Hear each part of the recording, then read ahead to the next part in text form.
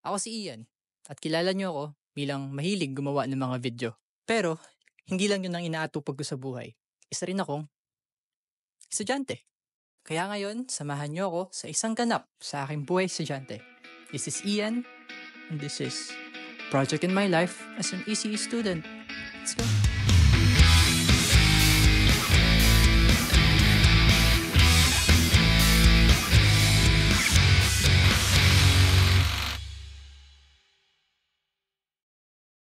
One, two, three, go. Lunes, 7:30 dapat ang simula ng una naming klase. Maaga akong pumasok at nakapagtataka kasi wala akong nakitang mga kaklase naghihintay sa tapat ng classroom namin. Walang klase. Nag-announce daw yung prof namin. Walang pasok, guys. Punya akong gagayahin, guys. Lagi kayong mag-check ng mga announcement. Isang oras pa bago ang sunod kong klase. At para maghintay, nagpunta muna ako dito sa Student Recruitment Office o SRO. Hi ka sa vlog ko, sir. Magbablog ako sa ano ngayon eh. Parang imbes na a day in my life, gagawin ko a project in my life as an ECE student. Wow! Pag meron kayo inquiries about sa pag-enroll or kung gusto niyo magpa-campus tour dito sa TIPQC, pwede kayo magpunta rito. Nasa admissions office tayo ngayon. Magbasa kasi kayo ng announcement, kasi kayo nagbabasa ng announcement eh. This is the admissions office or the student recruitment office. We're just going to wait for my next class. Mabalik tayo din sa building na pinamili na natin kanina. Tuwing Merkules at Sabado lang talaga kami pwede mag-civilian attire. Ito ang tinatawag naming wash day. Ang mga araw na binigay sa mga estudyante para magkaroon ng chance na malabhan ng mga uniform. Pero ngayong araw, may event. Kaya, pinayagan kami na mag-civilian attire. Naghintay lang ako dito sa office ng ilang minuto. Nang mag-chat ang kaibigan ko na nakarating na siya sa school, umakyat na rin ako. Ito si Luis, kaibigan at kagrupo rin natin sa project. Isa sa mga pinakamalapit na kaibigan ko ngayong college. Kagrupo rin natin yung dalawang nasa hagdan, si Thea na nakaputi at si Tanya na naka-windbreaker. Naghintay lang kami ng ilang minuto para sa next subject namin. 8:30, nakapasok na kami sa classroom. Ito, nagre-review ako ng exam. Electrical circuits and subject o course namin ngayon. Kwentuhan lang ng kaunti, hintay sa ibang kaklase, tapos lesson na. Ilang minuto ang nakalipas, dumating si Tyler. Isa din sa mga kaibigan at kagrupo natin. Ilang minuto pang lumipad. Lumipad? Ba't lumipad? Lumipas yan. Lumipas kasi. Medyo lumilipad na kasi yung utak ko kapag morning class eh. Pero ilang minuto ng discussion ng lumipas, pinamigay na ni Sir yung papel namin sa nagdaang quiz. Nakakaba. Pero pasado naman. Pwede lang ka, Tyler. Sado? Ikaw, Luis. Sado?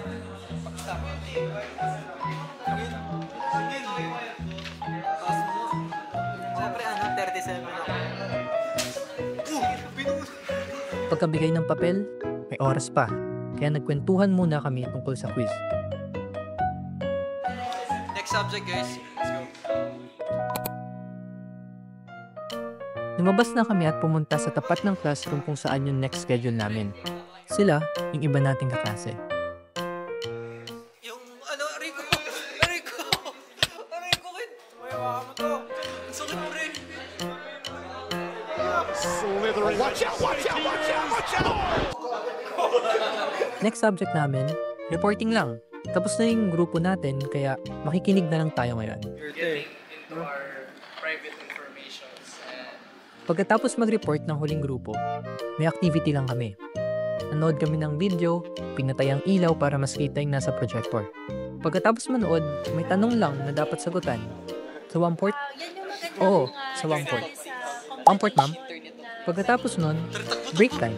Isang oras para lumabas, bumili at kumain. Ito, si Seth. Isa sa mga tropa at kaklase natin.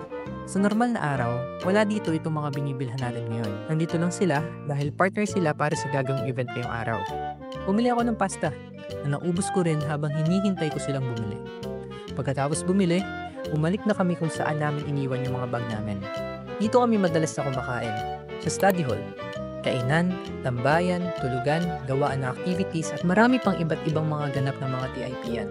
Binigyan ako ng pagkain ni Tyle at sino ba naman ako para tumanggi. Ang sarap kasi ng ulam na nabibili niya malapit sa kanila.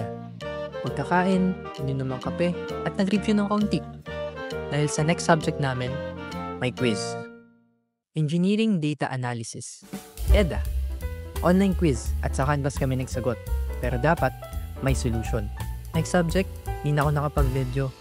Pero pagkatapos nun, uwian na. Pero hindi pa talaga tayo umuwi. Hinintay pa natin si Luis, si Thea, si Tanya, at oo nga pala, ito si Mads, isa pa naming kagrupo. Mag-shoot kasi sila ng video para sa final requirement nila sa PE. Yung grupo ko kasi tsaka ni Tyler, tapos na. At kung gusto nyo makita, ito siya. Bob, hindi nyo na dapat makita yung iba. Pero habang naghihintay sa iba na lang kagrupo, nandito kami, ginagawa yung trend sa TikTok. Superman sana, kaso di namin kayang saluhin ang isa't isa at baka makalas ang braso namin. Ginawa rin namin to. At kung gusto nyo makita yung results, nasa TikTok ko. Ilang minuto pa ng paghihintay, inaya ako ni Ru para maglaro sa isang game or booth na nakahanda para sa event ngayong araw. Ayun, nakailang bunot kami at nakita rin naming naubos yung palabunutan. Ang pinagtataka ko lang hanggang ngayon ay walang nanalo ng mga natitirang prizes kahit ubos na yung mga numbers. Pagbalik ko, tapos na sila mag-practice at binidyohan ko na sila. After a few takes, natapos rin sila. PE secured at malamang pasado na. Wait, lagyan bigay mga Luis. Hindi ko nimo. Video na.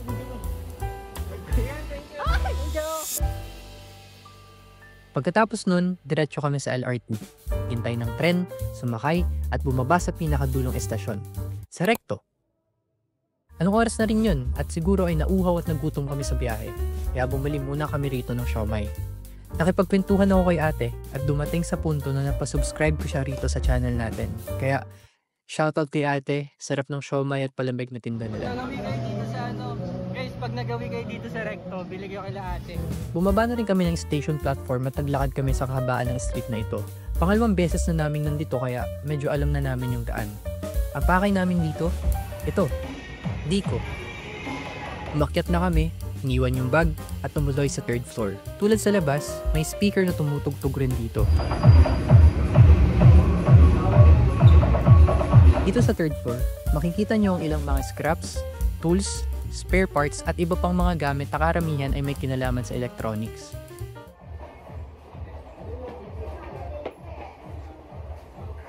Pagkatapos namin makuha ang pakay namin dito, nagpunta naman kami sa tapat na isa pang electronic component store. Dito sana namin bibilhin yung iba pang mga components pero hindi lahat ng kailangan namin ay available. Pagkatapos doon ay naglakad pa kami papalayo sa LRT station para pumunta sa huling store na bibilhan namin. Pero bakit nga ba hindi sa iisang store lang kami bumibili kahit available naman doon karamihan ng kailangan namin? Ito ay dahil sa experience. Sa nauna naming project, na-experience namin na hindi gumagana ang ilang mga components na nabili namin sa iisang store lang. At kaya alam na rin namin ng ibang mga bilihan dito ay dahil nakailang balik at hanap na rin kami ng store para lang makahanap ng matinong components. Dagdag oras sa paghahanap pero bawas oras naman sa troubleshooting sa paghahanap kung anong sira sa mga components. Hinabi na kami rito at buhay na ang mga ilaw. Karamihan ng mga tindahan dito, mga speaker ang tindaw ay naayos. Hintayin natin yung Naglakad na kami muli pabalik sa LRT station at para umuwi. Isang araw ang lumipas, Miyerkules. Bukod sa project ay mayroon rin kaming mga quizzes at mga final exam na paparating. Sa normal na Miyerkules, lab activity ang ginagawa namin dito. Pero dahil tapos na ang mga lab activities ay nag-focus muna kami sa discussion. Ito ang last subject natin ngayong araw. At para dito rin sa subject na to ang ginagawa nating project. Kinabukasan, Huwebes, wala na kaming pasok sa iba naming subject. Tapos na ang mga discussion at yung may mga kailangan na lang nahabulin ang kailangan pumasok. Kaya, bilang runner, ay nagpunta kami ni Luis sa Diko dito sa Cubao. Fun fact, sa Diko, pag bibili kayo ng mga tinitingin ng mga components, kailangan mong isulat iyon sa isang piraso ng papel dahil hindi pa sila automated o printed na resibo dito. Sa kasamaang palad, wala po kayo nung 100 Diko para sa kalaban. Hindi lahat ng kailangan namin ay may stock, kaya saan pa ba kami pupunta? E di dito ulit, sa Recto. Oras na rin ng tanghalian noon, kaya sabi namin, kain muna tayo sir.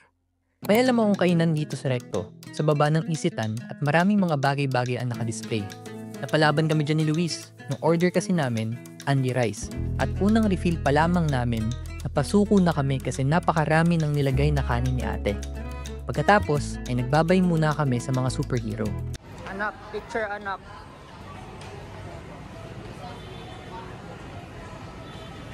Okay, Green Lantern. Tapos, diretso na ulit sa Diko. At dating gawi, sulat ng components, hintay na matawag yung number, bayad, sabay. Hindi pa talaga kami agad umalis. Naghanap pa kasi kami ng isa pang component na kailangan namin. At pagkatapos ng ilang pagtatanong, paghahanap, at ng ilang pagdadalawang isip, ito, nahanap rin namin ang kailangan namin. Kinuha ko na ang bag ko at naghintay ako rito dahil si Luis na daw ang magbabayad. Pagkatapos ay nagtungo na ulit kami sa LRT, sumakay ng tren at sa kabutihang palad nakaupo kami. Pagbalik namin sa school ay nandun sila Thea, Mads, Tanya at Tyler na gumagawa ng para sa project namin. Pagdating namin ni Luis na dala ang components ay gumawa na rin kami ng part namin. Pagkatapos ng ilang oras, bilang pagtatapos, nag-TikTok kami. Biyernes, walang masyadong ganap para sa project. Ginawa lang namin yung document para sa isa pa naming activity sa isang subject na kami-kami rin ang magkakagrupo. At dumaan ang Sabado at Linggo. Tigil muna sa project. Review muna dahil sa sumunod na Lunes ay start na ng mga final exams. Lunes, 9 AM ang una naming schedule. Nandito na kami sa classroom ng unang exam namin. Kung hindi ako nagkakamali, room ito ng mga Arky kaya ang ganda ng table nila. Drafting table yata ang tawag rito. Yung pwede mong i-adjust based sa kung anong angulo ang gusto mo. Bago mag-start ang exam, kwentuhan ng kaunti, pampatanggal ng kaba, at we made sure na yung lapis ay nakatasa.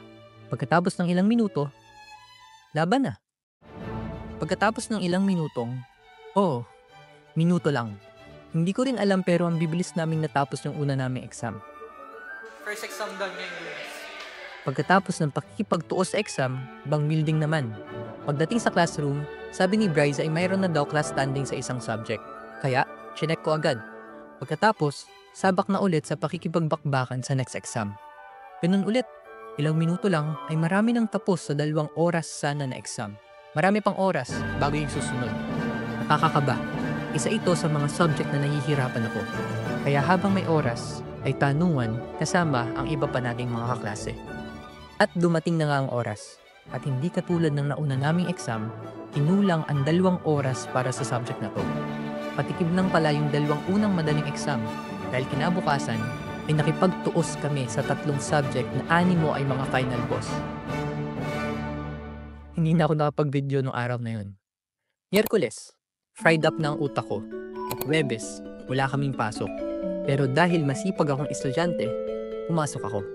Hello, wala talagang pasok ngayong araw. Pero, I'm going to school kasi magpapasa ako ng isa sa mga final requirement namin sa isang subject. Mabilis lang. Pagkapasa, bumili sa Mixu, tapos umuwi. At kinabukasan, Friday, araw ng presentation, final exam, at huling araw para sa semester na to. Maaga akong nasa school at nakapagpaprint na rin ako ng mga ito. Mamaya malalaman nyo kung para saan yan. At habang hinihintay ko yung mga grupo ko, tinatry kong i-clutch itong document para sa project. Pagdating ni Tyler at ni Luis, lumipat kami ng pwesto kung saan pwede mag-charge. Si Tyler, ginugupit yung pinaprint ko, kami naman ni Luis, sinusubukang tapusin yung papel. At ilang minuto pa, dumating na rin si Thea. Dala ang project namin. Di ko nababanggit pero yung project namin, isang audio amplifier. At dito, para dito ang pinaprint ko na ginugupit ni Tyler. Design siya para sa project namin. At napagtripan namin, napagdesisyonan namin na mga mukha namin ang ilalagay naming pag-design. Kaya ito, face card lang ang added features. Pagkatapos mag-design, nag-CR muna kami at lumabas para bumili ng pagkain. Saan pa nga ba kami bibili? Di dito. Sa Recto. Anong Recto? Dito. Sa lugar na kilala bilang Aurora Plaza. Bumili sila sa 7-Eleven ng kape. hindi pwedeng hindi magkakape. Baka makatulog sa exam. Pagkatapos dun, ako naman ang bibili. At syempre, pampahaba ng buhay, pansit canton. Tama ba? Di ba may pansit naman? Di ba pansit pampaman? Basta. Huling araw na. Huling pera ko na rin to. Ito ang isa sa mga pinaka nakakalungkot every after semester. Kailangan mo munang magpaalam sa baon. Kaya sinulit ko na. Bukod sa binili kong pagkain, pansit canton, bumili na rin ako ng takoyaki. Pagkatapos bumili, bumalik na rin kami. Kumain, at pagkatapos kumain, umakyat na kami para magpa-check. Pero, wala pa pala. Nagkaroon kasi ng conflict sa schedule ng prof namin, kaya hindi siya agad nakakyat para mag-check. Nagpaalam kami para sa loob na kami ng room maghintay. Kulitan, kasaran, reviewan,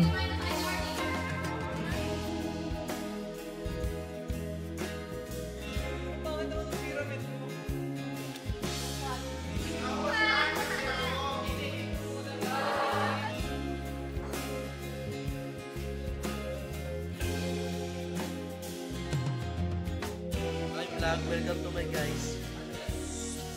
at oo nga pala, mas nauna na pala yung exam namin.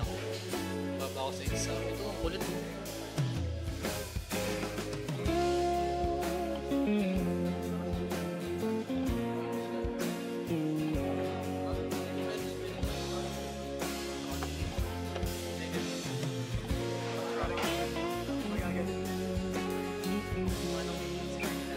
Alam niyo na yung score niyo? Ikaw din?